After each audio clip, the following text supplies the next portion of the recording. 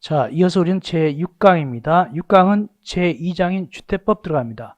페이지 28쪽이고, 주택법은 우리가 오리엔테이션을 할 때 말씀드렸다시피 8문제 정도가 나옵니다. 그 중에서 3문제나 4문제가 주관식 단답형이 나온다 그랬습니다. 8문제는 굉장히 많죠. 즉 40문제 중에서 8문제는 20%니까 주택법이 총 문항의 20% 차지하고, 이 주택법은 또 같은 2차 과목인 공동택 관리 실무에서도 또 많이 나옵니다. 그래서 이 주택법은 매우 중요하다 생각하시면 되겠습니다. 그래서 여기서 배워놓으면 언제 또 이익 본다? 같은 과목, 같은 2차 과목 공동택 관리 실무에서 또 배우기 때문에 많은 이익을 봅니다. 그렇게 하시면 되겠습니다. 중복됩니다. 그래서 지금 얘기 들은 것이 또 나올 수 있습니다. 언제? 실무 배울 때 또 나옵니다. 그래서 이중성이 있습니다. 그래서 여기 배울 때 좀 잘 배우면 좋겠습니다. 자, 용어정의입니다. 용어정의는 항상 한두 문제 나옵니다. 역시 작년에도 한두 문제 나왔습니다. 주택이란 뭐냐? 세대 구성원이 장기간 독립된 주거 생활을 할 수 있는 구조된 건축물의 전부 또는 일부 및 거기 부속 토지를 말한다. 그리고 단독택과 공동택이 있다라고 표현하는데, 세대 구성원, 쉽게 해서 식구들이 장기간 거주 의사가 있어요. 장기간 독립된 주거 생활을 할 의사가 있어야 돼요. 그러니까 오늘 자고 내일 딴 데 가자. 이건 어딜까요? 이건 뭐죠? 뭐 콘도나 무슨 호텔이죠. 그렇죠. 단기간 하는 거. 이거 그것이 아니라 장기간 독립된 주거 생활을 할 의사가 있어야 됩니다. 그래야만이 주택이고, 또 주택이라는 것은 건물 전부만 주택이 될 수 있겠지만, 만약에 단독택이다 그러면 건물 전체가 주택이 되겠죠. 그러나 3층짜리 건물 짓고 1층은 미장원 세주고 2층은 예를 들어서 뭐 속세막원 세주고 3층만 주인 사는 경우 있죠. 그러면 3층만 주택이 됩니다. 그래서 건축물의 일부도 주택이 될 수 있다. 그리고 또 주택은 건축물뿐만 아니라 마당 같은 거 있죠. 대지 같은 거 합쳐서 거의 부수 토지까지 합쳐서 주택이라고 불린다. 그런데 주택은 두 가지가 있는데, 거기 단독택하고 공동택이 있는데, 어느 것이 우리 입장에 더 중요하냐면 공동택이 더 중요합니다. 왜? 나중에 이것이 아파트 관리하고 연결되니까, 즉 공동택 관리와 연결되니까. 어쨌든 여기서는 주택이 단독택, 공동택 있다 아시고, 그렇다면 단독택 종류는 뭐가 있고 공동주택 종류는 뭐가 있는가를 봐야 되겠죠. 먼저 단독택 보겠습니다. 단독택은 하나의 건축물 안에서 독립된 주거생활 중 구조로 된 주택을 말하며, 그 종류 범위는 대통령령으로 정하는데, 이 대통령령은 주택법 시행령을 얘기합니다. 주택법 시행령으로 정하는데, 단독택 예는 몇 가지 있냐? 거기 보니까 좁은 의미의 단독택, 다중주택, 다가구주택, 이 세 가지가 있습니다. 이것은 소유권이 몇 개일까요? 하나밖에 없습니다. 그래서 다가구 같은 경우는 몇 집이, 예를 들어서 이게 다가구다 그러면 몇 집이 들어가 살죠? 6집이 들어가 살죠? 이럴 때 소유권이 6개다, 하나다. 그런 의미에서 단독택이죠. 거기 보니까 단독택은 좁은 의미의 단독택, 진짜 단독택도 있고, 또 다중주택. 다중주택은 뭐냐면 학생, 직장인이 장기간 거주하는 곳입니다. 하숙집 같, 옛날 말은 하숙집 비슷한데 요즘은 좀 현대화된 겁니다. 그래서 각 호실마다 샤워는 할 수 있습니다. 화장실이 있습니다. 그러나 싱크대는 없습니다. 한마디로 취사는 안 됩니다. 이것이 다중주택입니다. 그럼 취사 같은 거는 어떻게 하냐? 공동취사상 같은 거 있죠? 그렇게 쓰게 되겠죠. 이것이 다중주택입니다. 이거는 학생, 직장인이 장기간 거주하는 것인데, 이게 이제 우리가 일반 생활할 때는 다중주택이라고 이게 적어놓은 데가 없어요. 뭐로 변신해서 나타나냐면 원룸 이렇게 해가지고 나오는 경우가 있습니다. 근데 그 원룸은 오리지널 원룸이 아닙니다. 실제로 뭐다고? 다중주택입니다. 단독택입니다. 그렇게 하셔야 됩니다. 진짜 원룸은 뭐가 있냐? 나중에 배울 때 도시형 생활택이 진짜 원룸입니다. 그건 공동택이거든요. 그건 개별적으로 따로따로 등기가 됩니다. 그건 구분 소유가 돼. 이거는 따로따로가 아니죠. 전체가 하나죠. 그렇게 보시면 됩니다. 그래서 일반적으로 이 다중주택은 원룸이라고 이렇게 중개업소에 나오지만, 실제로는 등기부 때 보면, 건물대장 때 보면 뭐다? 건축대장 때 보면 다중주택으로 되어 있고, 이건 뭐에 속한다? 단독택이고 소유권이 몇 개다? 주인 하나가 갖고 있는 것입니다. 이건 각각 그 방마다 싱크대, 취사시설, 가스레인지 있으면 된다, 안 된다? 원래 안 됩니다. 세 번째, 공동택입니다. 여기 공동택은 어떤 걸 얘기하냐?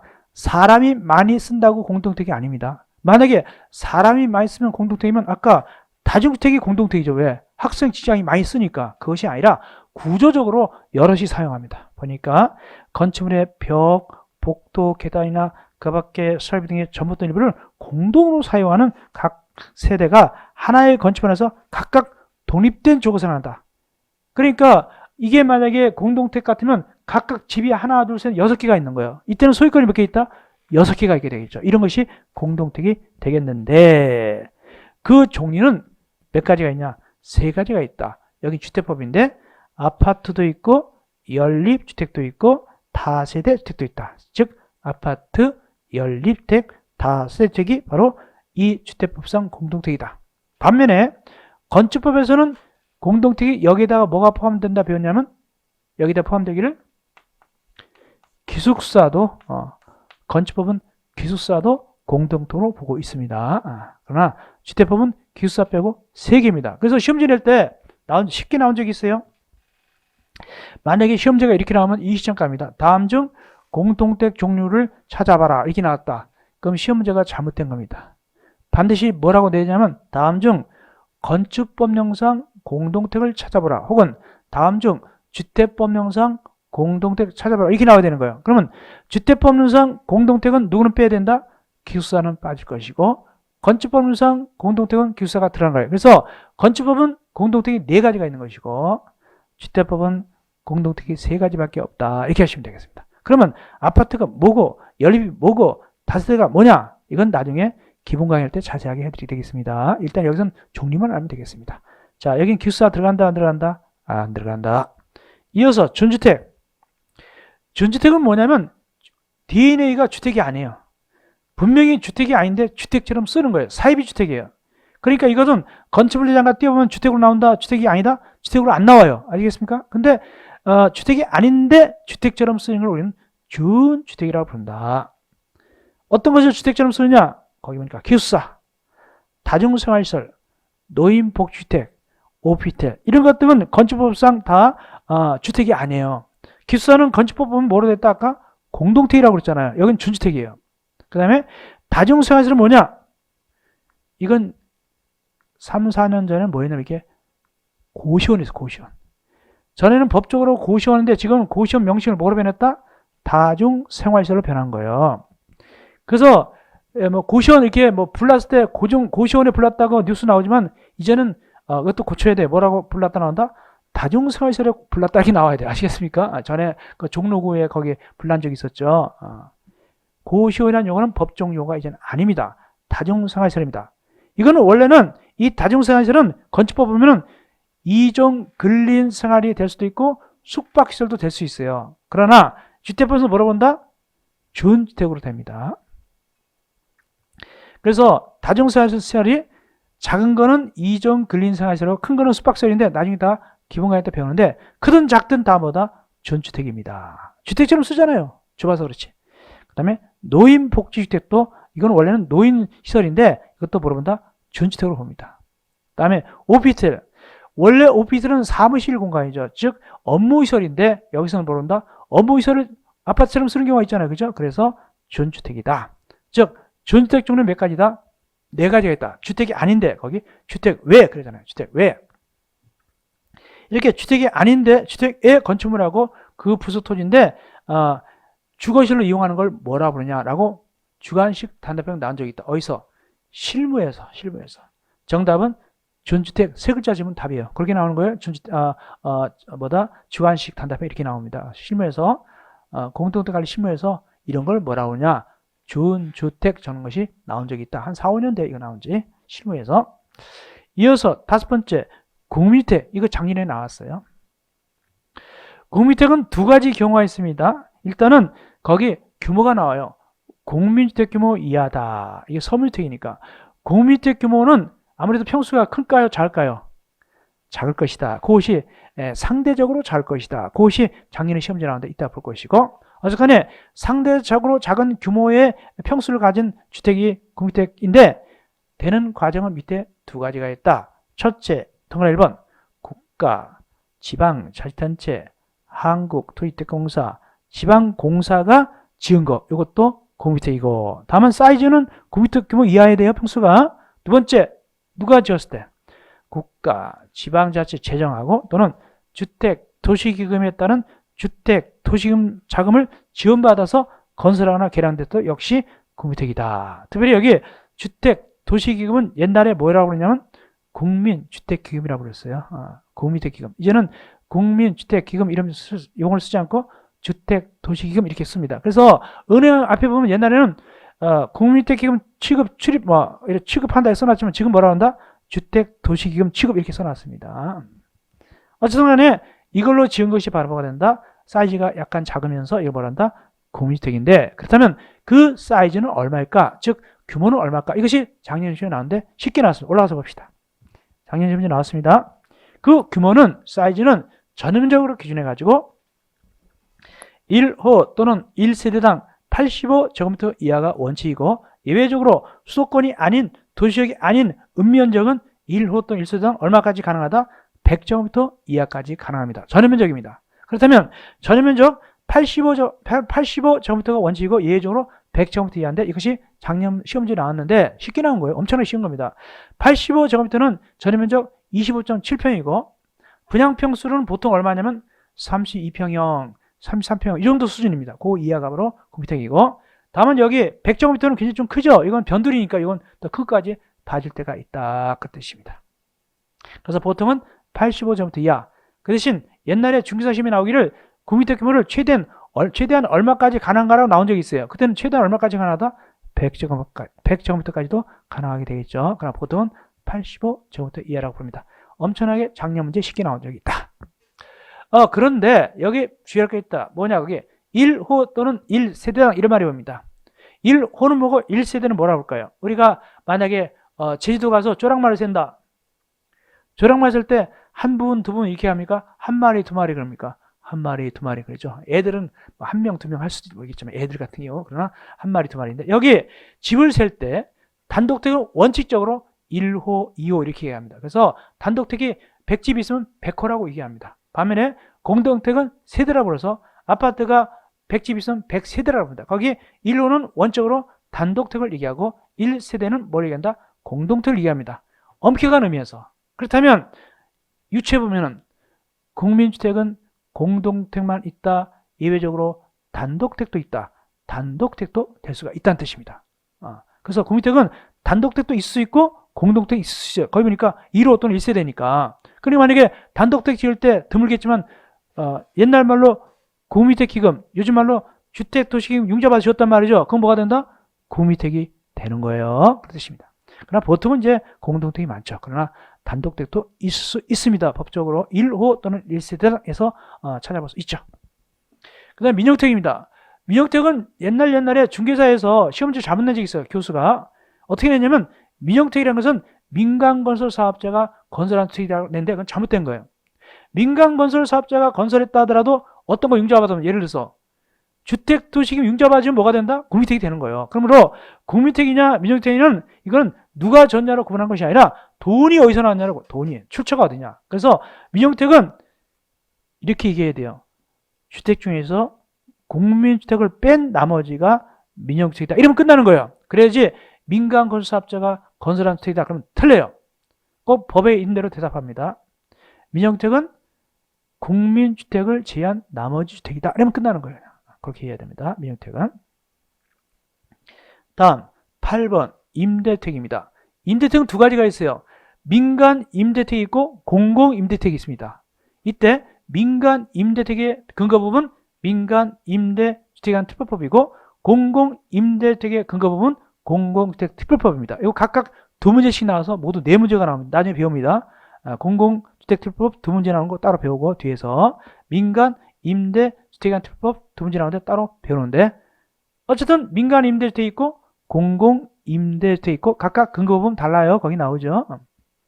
이어서 토지 임대부 분양주택. 이건 뭐냐? 반값 아파트 비슷한 겁니다. 옛날에 반값 아파트 비슷한데 이겁니다. 이미지를 보면 이렇습니다.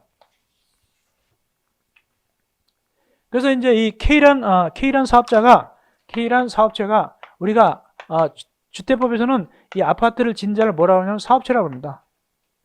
건축법에서는 건물을 진 자를 뭐라고 하죠? 우리가 건축주라고 그러죠. 여기는 사업체로. 사업체가 아파트를 분양했어요. 그러니까 이제 분양받은 소유자들이 있어요. 근데 소유자들이 누구로부터 분양받았다? K로부터 분양받았는데 이때 분양받으면서 땅값은 안 냈어요.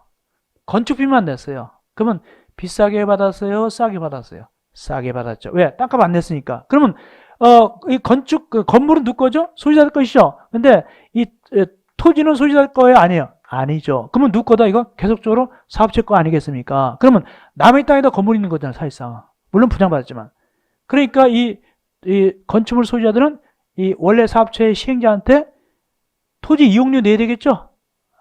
토지를 빌려 쓰고 있으니까. 근데 이거 짧게 쓸까요? 길게 써야 될까요? 길게 써야 되겠죠. 2년짜리면 2년 만에 쭉 철거해야 되는 말이 되겠어요? 길게 주겠죠. 그러면 이 관계가 뭐냐? 토지 소유자들, 여기 건축물 소유자하고 토지 소유자인 사업체 간에 토지 임대차 계약이 이렇게 토지 임대차. 이 계약이 이루어진단 말이죠. 토지 임대차. 그러면 누구한테 임대료 내야 되겠어요? 소유자들이 누구한테? 사업자한테 내야 되겠죠? 소유자들이 이 시행자 사업자한테 내야 되겠죠. 이런 형태가 바로 뭐다? 토지 임대부 분양택이다. 아파트는 싸게 분양받았지만 아파트 건물만 자기 것이고 토지는 계속적으로 시행자 거란 말이죠. 그런 형태가 토지 임대부 분양택이고 토지 임대부를 사업체 시행자한테 줘야 되는데 이 임대차 계약 기간은 좀 길어야 되겠다, 짧아야 되겠다. 길어야 되겠다. 그래서 40년까지 원래 40년까지. 민법 규정보다는 훨씬 깁니다. 이렇게 보겠습니다. 나중에 배울 텐데 일단은 토지 소유권은 주택법 15조 따라서 사업계획 승인받아 토지 임대부 분양택 건설 사업을 시행하는 자 가지고 즉 이 경우 누가 갖고 K라는 자가 갖는 것이고 그 다음에 거기 건축물 복리시설 대한 소유권입니다. 즉 건물 부분은 누가 갖는 것이다?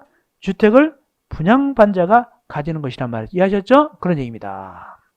이 토지 임대 분양택은 요즘 떠오르는 문제예요. 이건 뒤에서 나중에 또 따로 나와요. 중요한 거니까.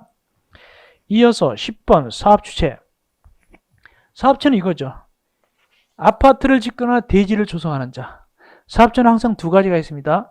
주택을 짓거나 대지를 조성하는 자. 주택 짓는 건 알 것이고 대지 조성은 뭐냐? 이렇게 주택을 짓기 위해서는 뭐부터 조성한다?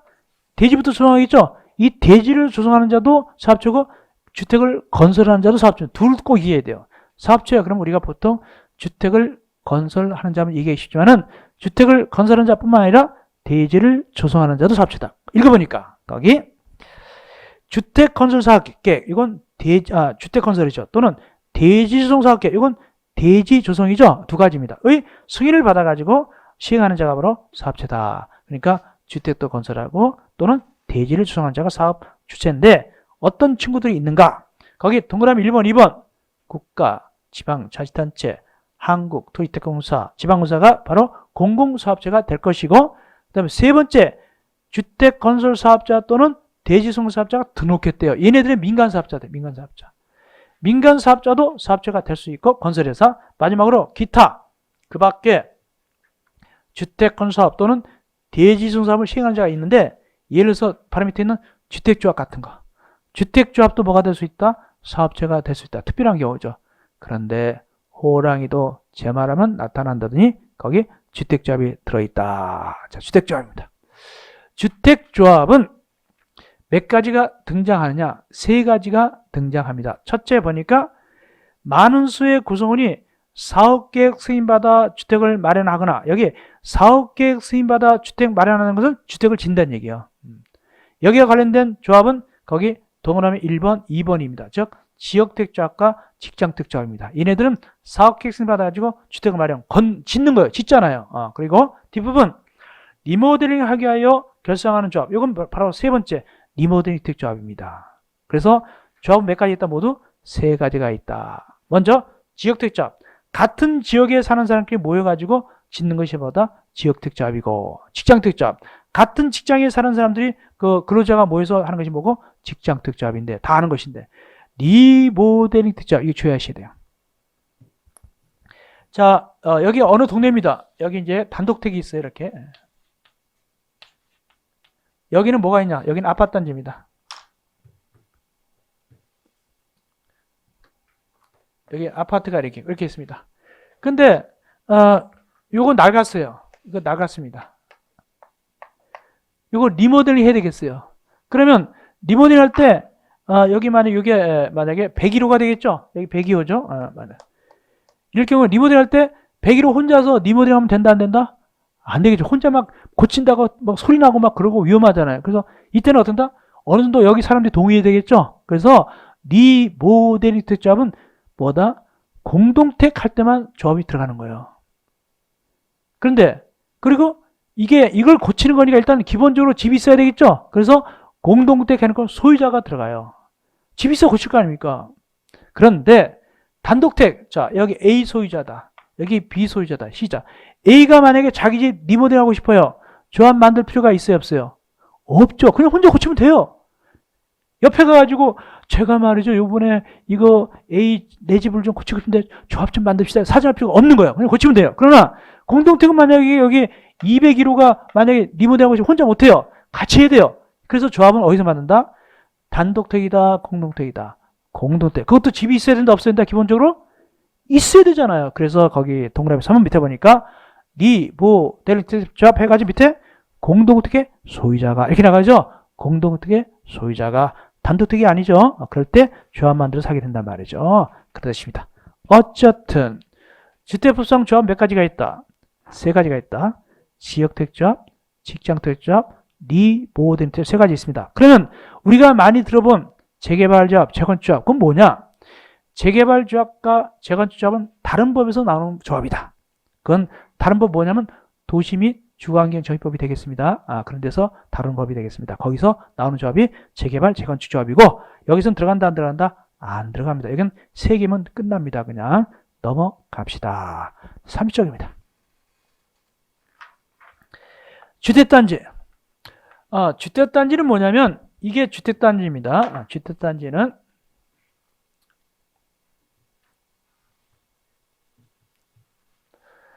주택단지는 말이죠. 그냥 여기 아파트가 이렇게 잘 지어져 있어요. 이렇게 지어져 있고 여기 관리사무실이 있고 여기 어린이놀이터 있고 여기 단지 내 상가 있어요. 이게 단지 맞죠? 완전한 단지. 이것도 주택단지이지만 이 전 단계 이렇게 짓기 위해서 털을 닦아놓은 거 있죠? 대지를 조성하는 거 이렇게 털을 닦아놓은 거. 이것도 주택단지예요. 그래서 이 주택법상 주택단지는 이것도 주택단지고 이것도 주택단지입니다. 그런데 시험지는 뭐가 더 잘 나오느냐? 이 주택단지 사이에 만약에 여기 조성할 때 이 가운데 만약에 철도가 지나간다. 그러면 이쪽과 이쪽 단지는 한 개 단지로 해야 된다. 별개 단지로 해야 된다. 별개 단지다 말이야. 마찬가지로 여기 가운데 이렇게 고속도로가 지나간다. 그러면 여기하고 여기는 한 개 단지로 하면 돼야 안 돼요? 안 되겠죠. 별개 단지로 해야 되겠죠. 그래서 읽어보겠습니다. 거기 법 15조에 따라서 사업계획, 주택권 사업계획 또는 대지 조성 사업계획을 받아가지고 주택하고 부대시설, 봉시설을 건설하거나 여기까지가 이 옆에 거죠. 이게 옆에 거죠. 앞에 거죠. 그 다음에 뒷부분 또 뭐 나오죠? 대지를 조성 나오죠? 여기 나오죠. 이 두 가지가 있는데 이 경우에 다음 시설로 분리된 토지는 한 개다, 별개다? 별개의 단지다. 뭐로 지나가니까? 첫째, 철도, 고속도로, 자동차 전용도로 지나가니까 시험지는 뭐가 잘 나올 거예요? 여러분들 딱 보면 1번, 2번, 3번, 4번에서 시험지가 두 개를 찍으라면 어디서 나왔을까요? 2번하고 3번이 나오죠. 숫자니까. 철도, 고속도로 이거는 별거 아니고 숫자를 부르내니까 가로쳐놓고 주간식 단도표 나올 때 2번은 뭘 집어넣고 20 집어넣었죠? 3번은 집어넣고 8 집어넣었죠? 이렇게. 그러니까 숫자에다 중심 줘야 돼요. 우리 여자 선생님은 순진했고 남자 선생님이 더 제대로 본 것 같아요. 어쨌간에 2번에 보니까 일반도로 몇 미터 이상 할 때 별개 단위다? 20m 이상 할 때 20 이거 적어야 되고 도시계획 예정도로 몇 미터 이상 할 때 8m 이상 할 때 8 이거 8 이렇게 이거 중요하다는 뜻입니다. 이해하셨죠? 이런 것들이 지나갈 때는 별개 단위다 이렇게 하시면 됩니다. 그 다음에 부대시설, 봉시설 이거는 작년, 재작년 연달아 나왔어요. 작년에도 나왔고 재작년도 나왔습니다. 그러니까 부대시설이 콩이면 봉시설은 팥이에요. 콩하고 팥을 이렇게 섞어놓고 이게 콩이냐 팥이냐 구별하는 거예요. 이게 작년 시험도 나왔고 재작년도 나왔다. 이게 나오면 대단히 쉬운 문제고 가장 전통적인 문제고 실무도 잘 나와요. 이게 콩이냐 팥이냐 이게 부대시설이냐 봉시설 이렇게 나온단 말이죠. 근데 작년에 할 때 우습게 나왔어요. 그냥 다음 중 본의설이 아닌 거 이렇게 물어보지 않고 이렇게 나왔어요. 주택단지의 입자 등의 생활복리를 위한 공동설이 아닌 거 이렇게 물어봤어요. 결국엔 뭘 물어본 거죠? 복리설을 물어본 거죠. 이렇게 틀어서 물어봤어요. 풀어서. 결국에는 복리설을 물어본 거죠. 뭐 그래. 이렇게 물어봤으니까 주택단지의 입자 등의 생활복리에 대한 공동설에 해당하지 않아. 이런 식으로. 즉 결국엔 뭘 얘기한다? 복리설이 아닌 걸 물어본 거죠. 부대에서는 뭐라고 합니까? 주택에 딸린 다음의 시설 또는 설비가 되겠죠. 이 중에서 작년에 얘기했는데 1번이 가장 중요하다고 했어요. 1번 뭘까요? 부대설의 1번 주차장, 관리사무소, 담장, 주택단지 안에 도로가 뭐다? 부대설에 속하는 거예요. 아파트 안에 도로 있죠? 부대설이에요. 부대설. 거기서는 빨리 달려야 돼요? 살살 달려야 돼요? 살살 달려야 되죠? 그겁니다. 관리사무소도 부대설이죠. 주차장도 부대설이고 반면에 본의설. 본의설 어떻게 표현합니까? 본의설은 주택단지의 입자 등의 생활복리를 위해서 다음에 공동설인데 그 중에서도 1번이 중요한데 어린이 놀이터, 근린생활시설. 근린생활시설이 뭐냐면은 상가, 아파트 단지 내 상가입니다. 아파트 단지 내 상가가 근린생활시설입니다. 유치원, 그 다음에 주민운동시설, 헬스센터, 경로당 이런 것들이 바로 복리설이다. 그 밖에 자세한 건 언제 볼 것이다? 기본 강의나 심화 강의에서 들여다보면 되겠죠? 일단은 그 1번은 꼭 외워놔야 돼. 1번은 잘 나오니까. 부대설 1번, 복리설 1번. 그래서 섞어놔요. 이게 이거냐 저거냐 물어볼 수가 있어요. 작년, 재작년 연달아 나왔어요. 이어서 기반시설. 기반시설은 여기 국토법상 기반시설이니까 도로, 상하수 같은 거 있죠? 전기 같은 이게 기반시설입니다. 그런 건 참 따로 하시면 될 것이고. 자, 기간시설입니다. 기반시설하고 기간시설도 뭐 더 주목될 수도 있는데 기반시설은 뭐 도로도 있고 주차장도 있고 여러 가지 공원도 있고 기반시설인데 여기 특별히 기간시설 있죠? 기간시설. 기간시설과 간선시설은 시험지에 잘 나오고 DNA는 똑같아요. 거기 기간시설의 DNA 뭡니까? 도로, 상하수도, 전기시설, 가스시설, 통시설, 지역난방이죠? 또 간선시설도 역시 DNA가 뭡니까? 도로, 상하수도, 전기, 가스, 통신, 지역난방 똑같잖아요. 그럼 어떻게 구분하느냐? 이렇게 구분합니다. 기간시설과 간선시설의 구분. 간선시설은 재작년에 나왔어요. 2018년도에 나왔습니다. 간선시설. 이렇게 구분합니다.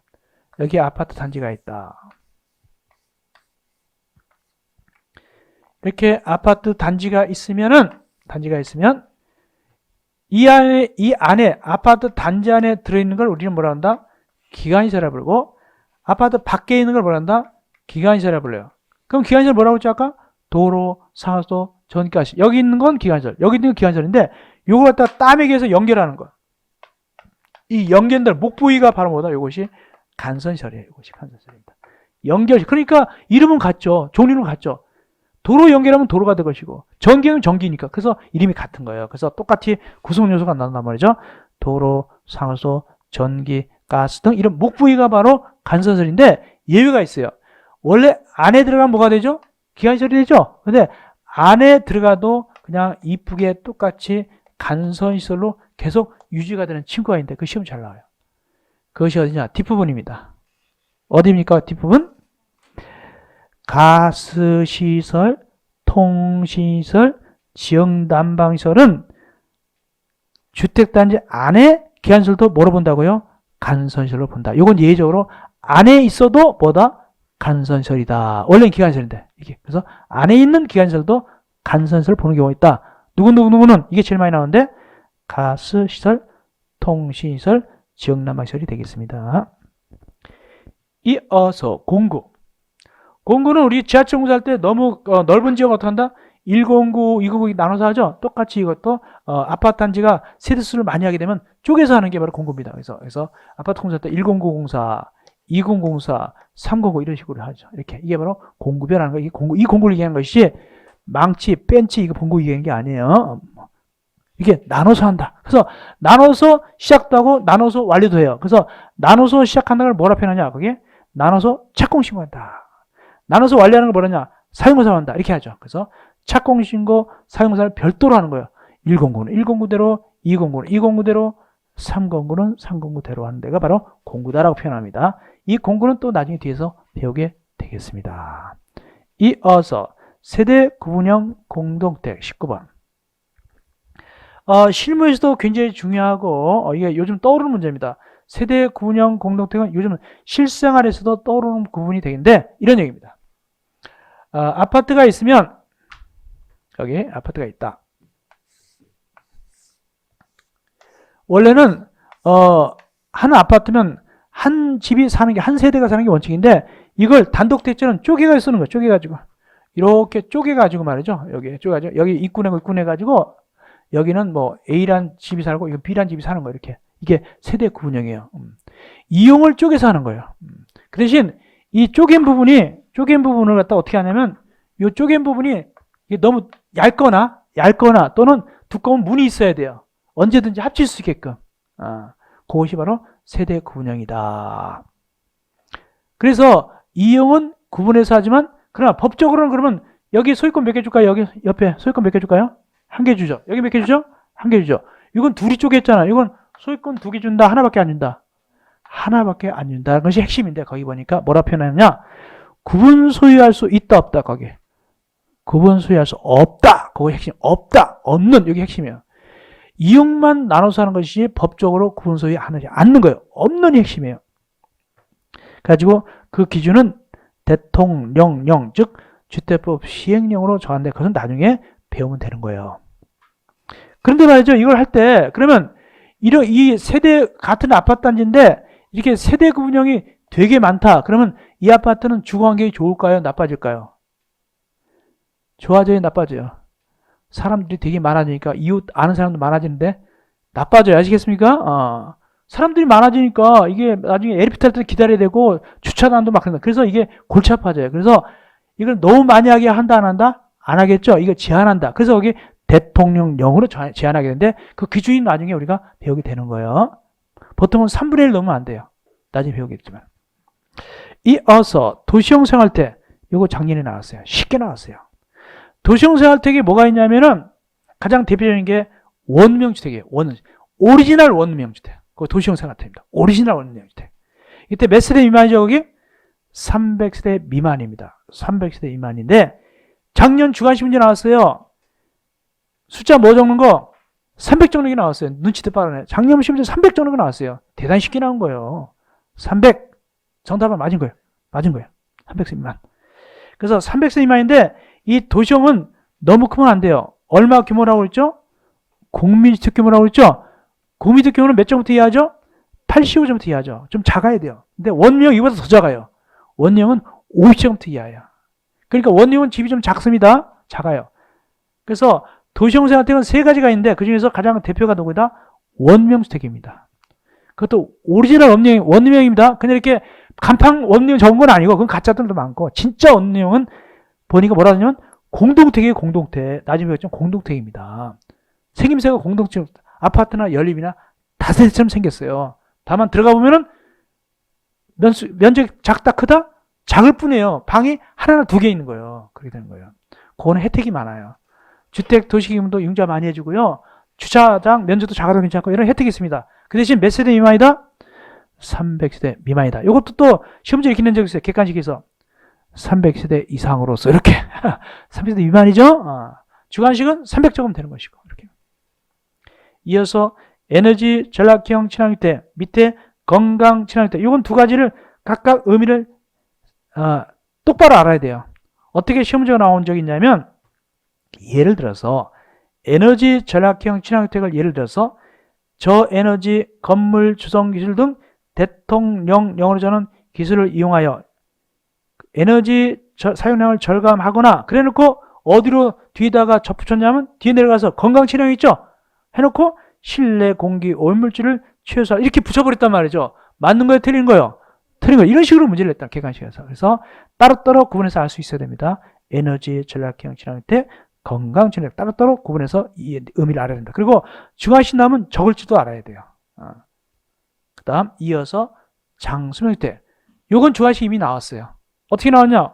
3년 전쯤에 나왔어요. 이렇게 나왔어요. 봅시다. 장수명은 그 주택이 오래 갈까요? 짧게 갈까요?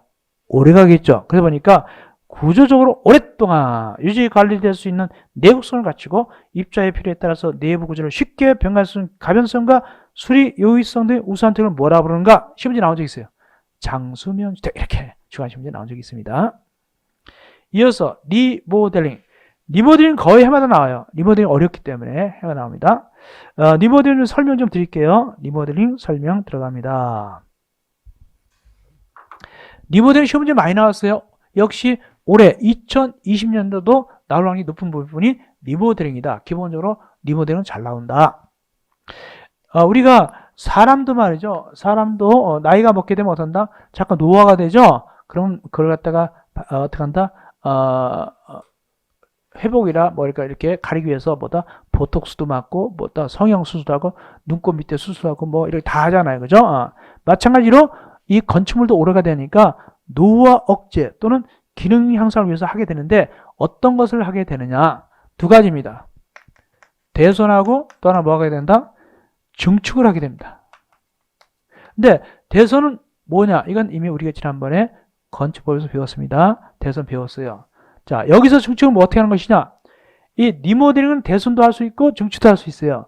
여기 리모델링 하면서 증축은 어떤 형식의 증축이 되냐? 이렇게 돼요. 이렇게 늘릴 수도 있고, 이렇게 늘릴 수도 있고, 위로 올릴 수도 있고. 그 다음에 별도로 동 짓는 것도 증축이 돼요. 리모델링 하면서 별도로 재건축처럼 별도로 지을 수도 있어요. 그러나 땅 지분이 많아야 되겠죠. 이렇게 할 수 있어요. 그리고 내부적으로 또 이렇게 평수를 늘릴 수 있어요. 내부적으로 이렇게 원래 여기가 만약에 이렇게 두 집이다 생각했는데 이렇게 됐으면 이만큼 또 이렇게 늘릴 수도 있겠죠. 이렇게 할 수도 있고. 근데 이렇게 세대수도 늘릴 수 있는데 방식이 세대수 늘릴 때는 몇 가지 방식이 있다? 위로 늘릴 수 있고 옆으로 늘릴 수 있고 따로 동 지을 수도 있어요. 이것도 증축에 들어가요. 리모델링 보통 이것만 리모델링이 아니에요. 이것만 리모델링이 아니라 이런 것도 리모델링이 돼요. 다만 이건 땅 지분이 좀 많아야 되겠죠. 그런데 이 중에서 제일 위험한 게 어떤 리모델링이 되겠습니까? 증축할 때. 기억일까요? 니은일까요? 디귿일까요? 기억입니다. 이게 가장. 그래서 이건 조건이 깐깐해요. 이따가 배우겠습니다. 조건이 깐깐해요. 이렇게 세대수가 늘어나는 증축을 뭐라고 하냐? 세대수 증가형 리모델링이라고 해요. 세대수 증가형 리모델링인데 보겠습니다. 자, 증축 봅시다. 그럼 몇 년 지나야 증축하느냐? 만약에 10년 됐는데 요즘 아파트값 뜨는구나 하고 얼른 리모델링해서 이거 세대수 늘리자. 그러면 안 돼요. 최소한도 몇 년 이상 지나야 되냐? 거기 15년이 등장합니다. 일단 보겠습니다. 리모델링 하려면 15년 지나야 됩니다. 전체 보겠습니다. 법 49에 따른 사용검사 1. 자, 주의하세요. 사용검사는 뭐냐면 사용검사 1 나오죠. 우리가 주택법에 의해서 주택법에 근거해서 공동주택 지었으면 나중에 검사받는 걸 준공검사 받는다, 준공인가받는다 이렇게 표현하지 않고 뭐라 본다? 사용검사 받는다. 사용검사 받아야 아파트 쓰는 거예요. 이거 주택법이에요. 그날부터 몇 년이 경과됐을 때? 15년 경과돼야 돼요. 그런데 건축법에 의해서 질 때, 괄호 열고 밑에, 그 밑에 괄호부터 합시다.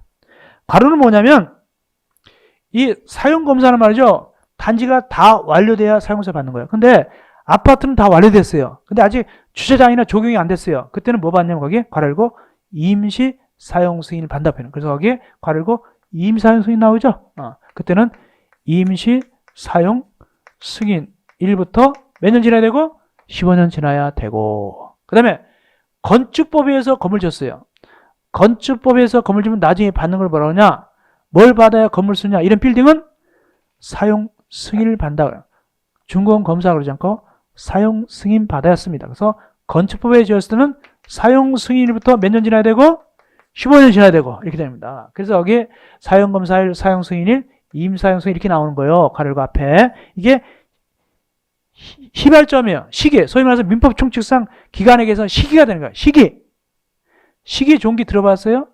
민법 아직은 아니니까 처음이니까 시기 종기. 시기 시작을 이때부터 하는 겁니다. 그래서 사용 검사일 또는 임사용 승인일 또는 건축법에 의해서 지었으면 사용 승인이 되겠죠. 부터 해서 몇 년 지나야 된다고요? 15년이 지나야 증축할 수 있는데 다만 괄호 열고 15년 이상 몇 년 미만이라고 했죠? 20년 미만이 등장하죠? 거기 등장하잖아. 그죠? 그래야지 뭐로 정한다고 했어요? 조례로 정한다고 돼 있잖아요. 조례로. 이 조례란 뭐냐면 지방의회에서 만드는 법규를 조례라 불러요. 여러분들 잘 알다시피 국회에서 만드는 법규를 뭐라고 하죠? 국회에서 만드는 법규는 법률 이렇게 불러요. 지방의회에서 만드는 법규는 조례예요. 조례. 그러니까 서울특별시 조례 그래요. 서울특별시 법률 그러지 않고 서울특별시 조례. 즉 각 시도 조례로 해가지고 우리 서울특별시는 16년이 지나야 증축할 수 있어 이렇게 정할 수 있고 우리 경기도는 17년 지나야 증축할 수 있어 이렇게 조례 정할 수 있다는 뜻입니다. 15년 이상 지나면 그것이 과로 내용입니다. 조례로 따라 정할 수 있다. 15년 이상 20년 미만 중에서 그러면 증축할 땐 늘어나는 게 증축이에요? 줄어드는 게 증축이에요? 늘어나는 게 증축이죠. 그러면 각 집마다 얼마까지 늘 수 있냐? 원래 집의 몸집에 각 평수에 몇 퍼센트가 늘릴 수 있다고? 30%까지 늘릴 수 있는데 시험지 나온 적 있어요? 주관식도 나오고 30% 늘림 써 있습니다. 집집마다 30% 늘릴 수 있는데 근데 그 원래 평수가 작아요. 만약에 20평짜리다. 20평짜리 30% 늘려봤자 6평밖에 못 늘리잖아요. 그죠? 20평짜리 6평밖에 못 늘리죠. 30%니까. 그 6평 늘려고 공사한다 이상하지 않아요. 그래서 85제곱미터 이하 미만일 때는 85제곱미터 미만일 때는 원평수가 좀 작을 때는 몇 프로까지 봐준다? 40%까지 늘 수 있다. 원칙은 30%, 85제곱미터 이만일 때는 40%까지 몸집 늘릴 수 있어요. 그런 얘기입니다. 그 대신 만약에 5층짜리다. 옛날 5층 아파트. 엘리베이터 있었을까요? 없었을까요? 옛날에. 없겠죠. 그럼 엘리베이터 실 따로 만들겠죠. 이런 공용 부분은 별도다. 이 30%, 40%를 갉아먹는다? 안 갉아먹는다? 안 갉아먹는다. 별도다. 그런 뜻입니다. 거기 나오죠. 공동태 기능 양성에서 공용 부분에 대한 별도다. 이 면적을 들어가지 않고 별도로 해준다. 그 뜻입니다. 그러면 넘어가서 얘기합시다.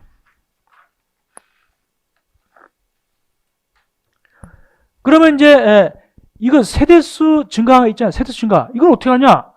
이거 늘리는 거, 세대수 늘리는 거 어떻게 하냐? 자기네 집에서 30%, 40% 늘릴 거 있잖아요.